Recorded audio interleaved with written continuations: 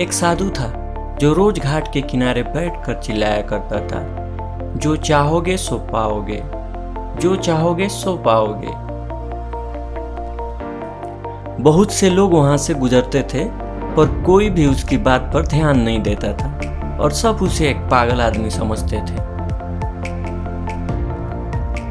एक दिन एक युवक वहां से गुजरा और उसने उस साधु की आवाज सुनी, जो चाहोगे सो पाओगे, जो चाहोगे सो पाओगे, और आवाज सुनते ही उसके पास चला गया।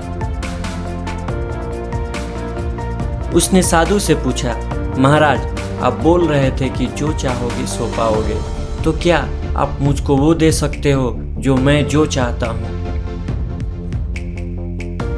साधु उसकी बात को सुनकर बोला, हाँ बेटा, तुम जो कुछ भी चाहता है मैं उसे जरूर दूंगा, बस तुम्हें मेरी बात माननी होगी।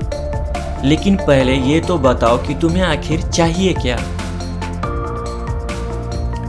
युवक बोला, मेरी एक ही ख्वाहिश है, मैं हीरो का बहुत बड़ा व्यापारी बनना चाहता हूँ। साधु बोला, कोई बात नहीं, मैं तुम्हें एक हीरा और एक मोती देता, उससे तुम जितने भी हीरे मोती बनाना चाहोगे बना पाओगे।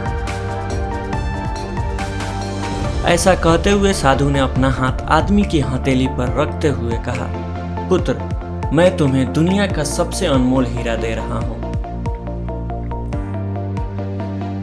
लोग इसे समय कहते हैं, इसे तेजी से अपनी मुट्ठी में पकड़ लो और इससे कभी मत गंवाना, तुम इससे जितने चाहो उतने हीरे बना सकते हो।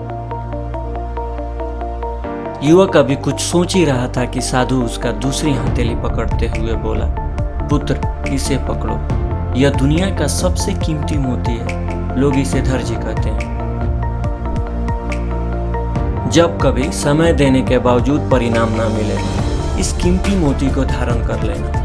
याद रख, जिसके पास यह मोती है वह दुनिया में कुछ भी प्राप्त कर सकता है।